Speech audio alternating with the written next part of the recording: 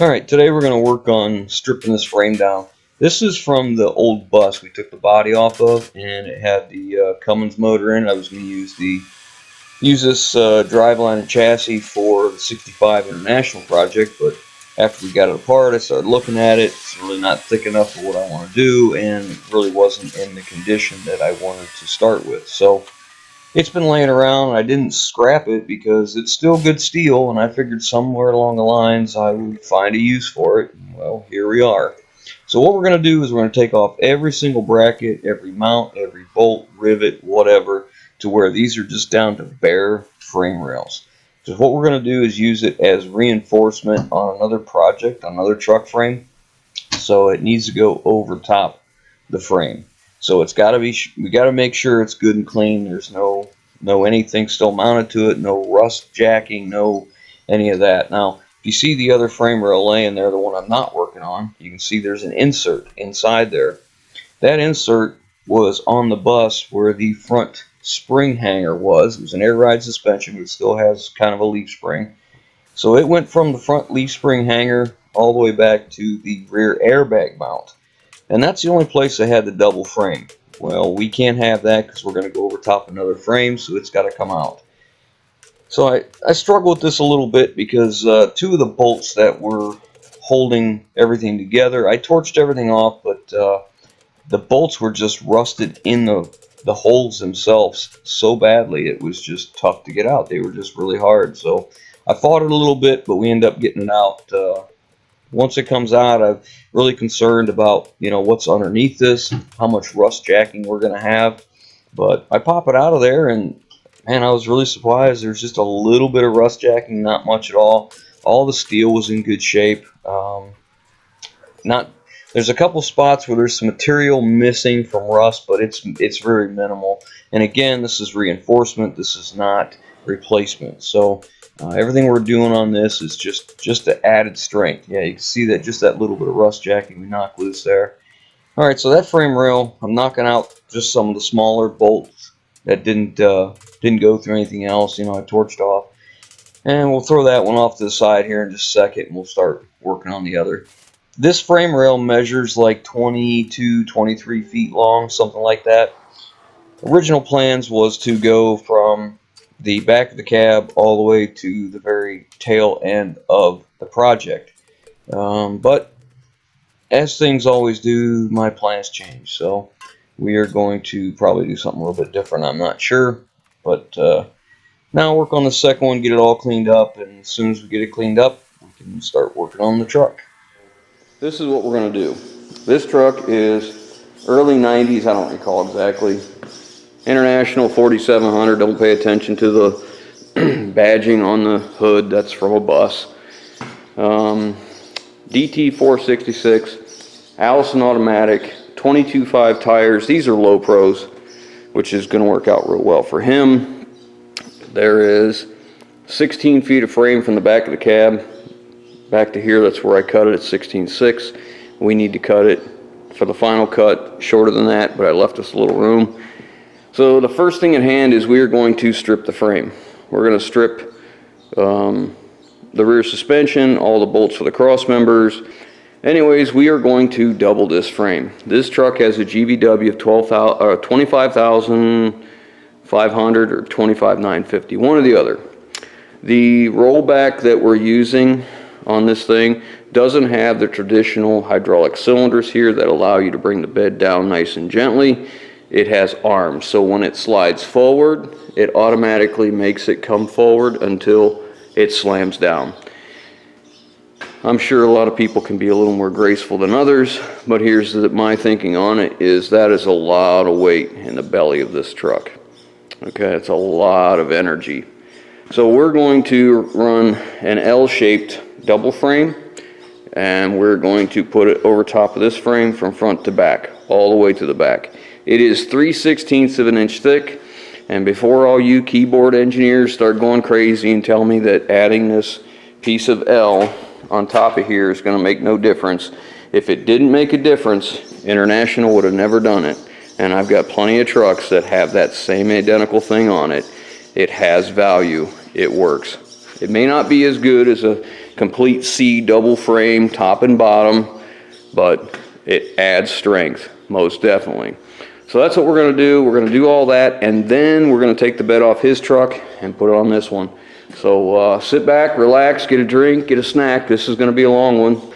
Without any more gabbing, let's start taking this frame apart.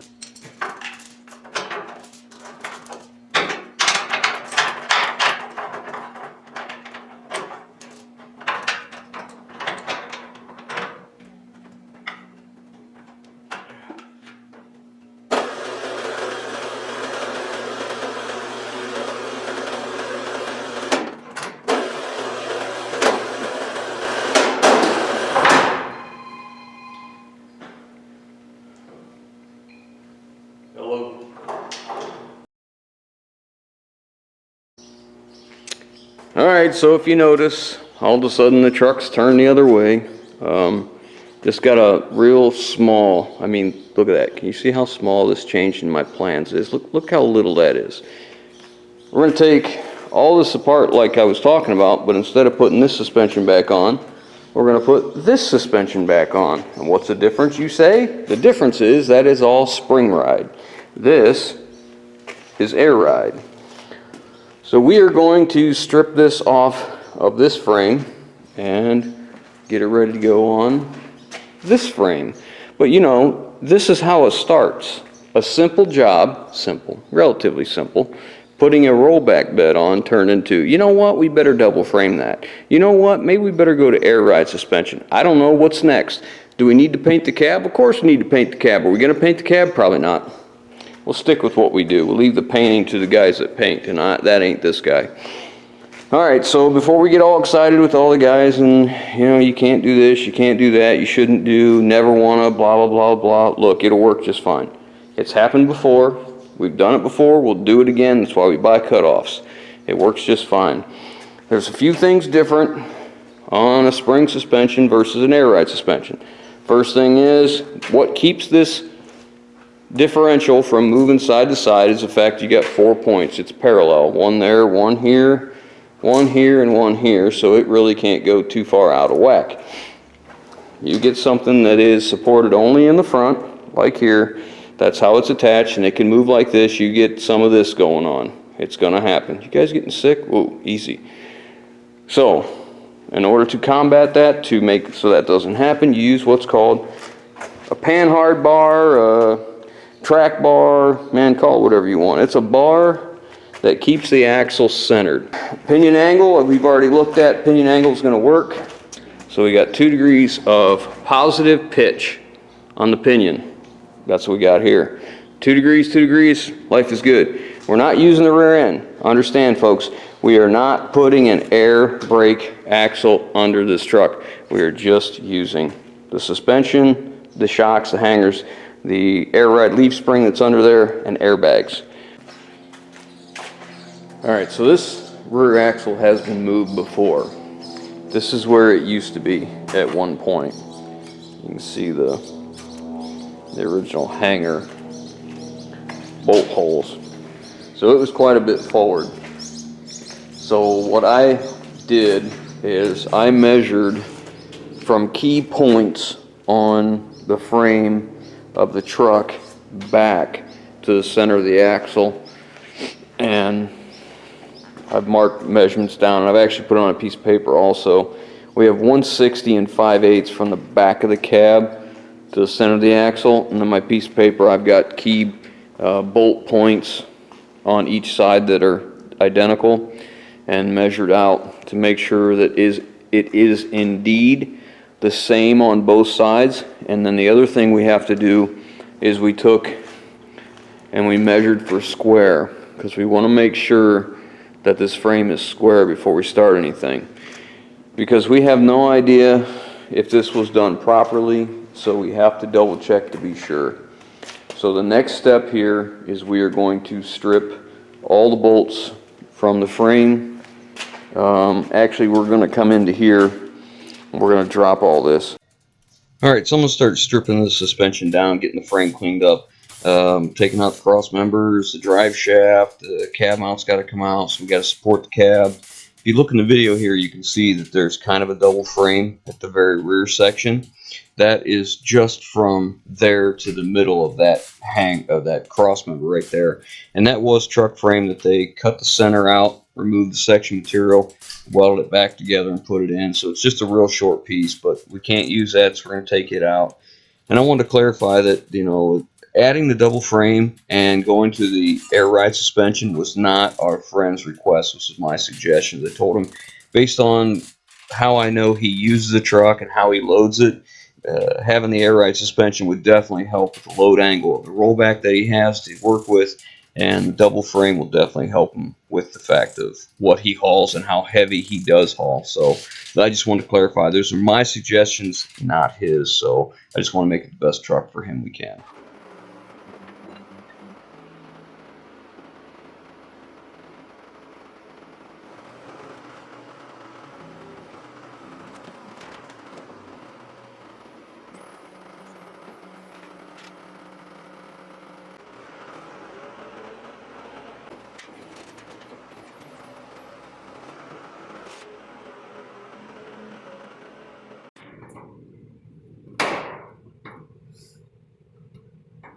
What are you doing now? Taking the fuel lines off?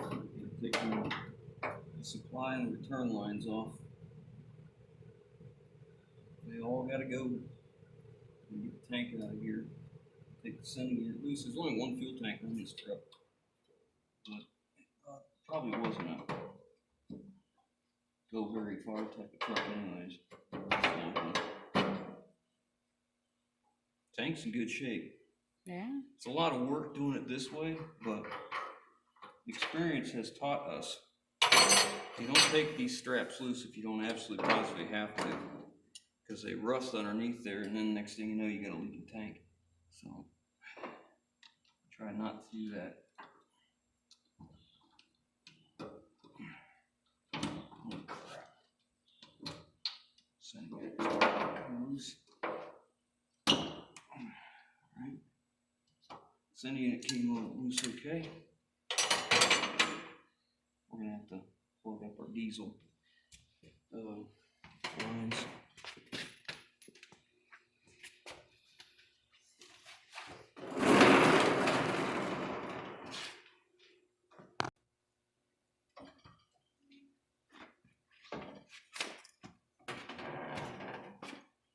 Boy, that thing really comes in handy for this.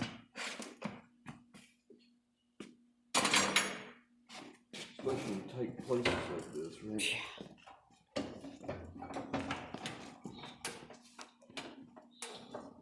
It's a little tricky to steer for me, but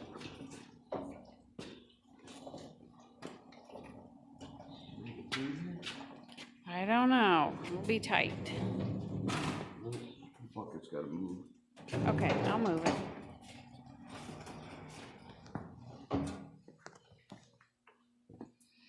Got chain needs to move, I think just the buckets. Okay.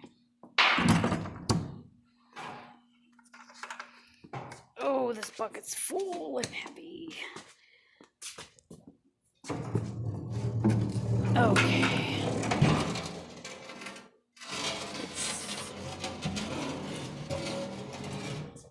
The hair of my chinny chin. I'm going right where you're at. Ah, of course you are. That's always how it works. Practice my backer upper skills. Going first. Hang on there. Just hold on. Good thing I don't back this thing up like we do trucks.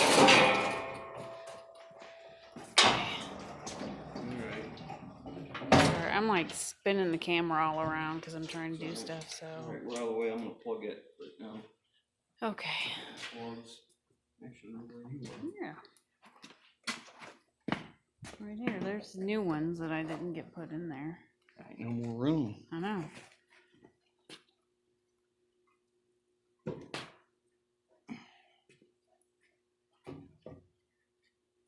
It's diesel. Right.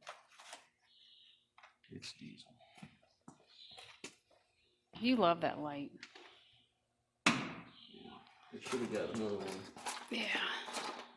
So a lot of times when I don't have exactly the right size.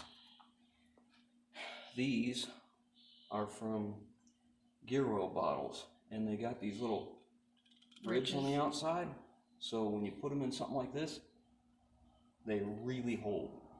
What are we doing next?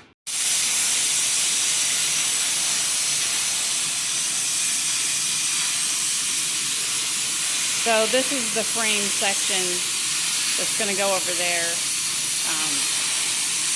but it's not the right width, so he's cutting this lip off on the other side. So that's what he's doing right now. All right, so I had this C-clamp, and it's very important when you're doing this. What I'm doing is transferring holes. You see how we have the cross member bolts there, cross member bolts here. I need to transfer those onto the new frame. All right, so in order to do that, you need to put it in here, but you need to make sure that this part here is sitting flat. That's why you guys didn't see it in video, but I took my air hammer with a chisel and I went all the way down that whole entire frame rail, front to back, and made sure there's no crud left on it. And then we wire wheeled after that. I mean, it's a lot of work. It'd be far cheaper or far easier to call and have this frame made and then just put brand new on here. But you know, again, this is a budget build and we're helping a friend and we're trying to keep the numbers low for him, and that's just how it is. And there's nothing wrong with this. You know, if I was doing this truck for myself, I would still do it the same way. But anyway, so what we have to do is make sure that the face of it is 100% flat and stays flat when you're drilling, and the top rail stays flat. So I take C-clamps, as you may have seen, kind of like down here.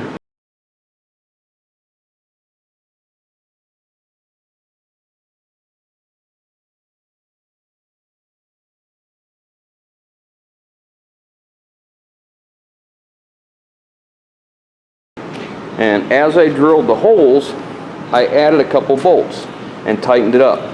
Because everywhere I have to drill, if I don't have a C-clamp right where I'm going to drill, it's going to push that out. And when it pushes it out, instead of it drilling straight, when that metal goes out like this, it's going to drill it lower than it needs to. And then when that plate comes back, the hole don't line up. So it's very important. What we're going to do is get all these necessary bolts in drilled right now. That's as far as we'll go. We will be putting bolts in between our cross members down at the bottom here to keep the bottom up against there, because here's the deal. If we don't put bolts at the bottom of this and you put a load on this, and in order to get the full use out of this frame, it has to be bolted every so often in order to keep the bottom from wailing out. Because if the bottom would bow out, then that makes the top real weak. All right, so, but we can't do that until after we get the rollback bed in place and know where those brackets go, because I don't want to drill holes, any more holes in the frame than absolutely necessary. So we'll wait until we get those brackets in, and then we'll fill in where we need to after that. So now I'm on to the suspension. For those of you that skip around in the video, maybe you missed it, we're not using the spring suspension, we're putting an air ride suspension on it. So this is the frame from the truck. So what we've done is we have the frame put in here, and this is the passenger side cross member turned around backwards, as you can see, if I could put the camera where it belongs. So it's turned around backwards so that we can utilize all of the bolt holes. This is our center of axle matched up, squeezed into place. Now we have a double frame, so we have to take that into account, that this frame is now higher. So we took a box tubing across the bottom of this, cleaned it up, squared it on there, same thing on the front, a piece of steel going across, and this sits on here so we are correctly in line with the original frame. That's where we want to be. Because if we change that, it'll change our pinion angle. The farther we go away, I mean, it's minor, but it has an effect. So now we're going to transfer the marks. These are 13/16 holes we have to drill. I believe those are 11/16 shock mount, airbag mount. Those are bump stop, whatever. There's a little bit to do. It's not really a big deal. The only thing that is different on this is we have the, right here, the track bar mount. We have to put that on and mark it also, because it goes from this side over. It doesn't really matter. You could do either way, whichever way you prefer. I'm just gonna go back the way it was. You know, the brake lines come in on this side, so we'll make our bracket on this side of the differential. So we'll come from here, look where I'm pointing, from here over to here. So now I'm ready. Let's transfer some marks.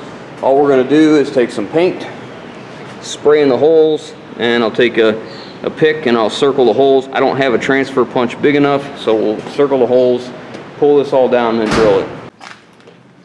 So today's the day. We've got the frame all drilled and cleaned up, and this is axle grease.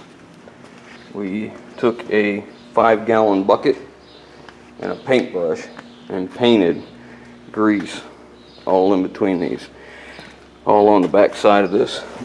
We stopped a little short because I'm gonna be cutting that and doing some welding in the back for the hinge. So that being said, we are ready to put this frame on this one. We've taken a scraper to it and got all the loose stuff off, got it as clean as possible, and I've cut the frame here, cut the end of it. I love how the partner saw cuts it, man. It makes such a nice clean cut, ready to go. This side's ready too. I gotta scrape the grease off the back. It was an afterthought to stop. My wife was painting on this one and she just kind of kept going. I didn't tell her, so I'm gonna have to clean all that grease off. All right, so we're all bolted back together. We got our cross members back in, all the bolts are in.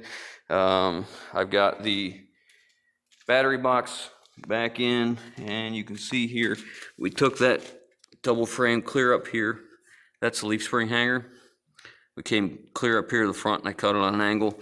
The reason we cut these on an angle is we don't want the force to be straight. So especially if that was a traditional C-channel, you wouldn't want them in line like this. You'd want them set back a little bit, so the stress of the top flange isn't lining up with the bottom flange. And that's how I do inner liners too. If I'm gonna put an inner liner in, then I want it to be offset, the top flange to be offset from the bottom flange. I can explain more about that in another video when we do a liner. I had to drop the exhaust so that I could get access to the bolts for the fuel tank. And of course, you know what happens, you touch a V-band clamp, they typically snap. But fuel tank's back in. We got all our bolts in. Don't get excited about these bolts. It's all temporary. We don't know where some of the stuff is gonna line up and where it's gonna end, so there's no sense in putting new bolts in that yet. Drilled my holes for my brake line brackets. You can see these here. I just haven't put them in yet because we're not exactly sure where the rollback brackets are gonna end up. Plus we have some toolboxes that we're gonna be putting on here, so we're just kind of holding off on that. But anyways, that's how we double frame it. It would be far cheaper, or far easier, I keep saying cheaper, I mean faster, to just call and order this already bent. But man, we're on a budget build, we're helping a friend of ours, and you know, this is all gratis. This is, I'm giving him the truck frame, we're doing the work for him, trying to help him out and get him out of a tight spot. So, you know, sometimes you just gotta, you know, spend a little more time cleaning stuff up and making it work. It's perfect for this. So anyways, this is part one. Part two is coming quickly. That's going to be the air ride suspension. We've got a lot of brackets to make, and we got drilling to do and all that kind of stuff. So look forward to that, guys. That's the end of this one. You like what we're doing, give us a thumbs up. If you haven't already, hit the subscribe button, leave your comments down below. Be respectful, of course, and we'll catch you on the next one.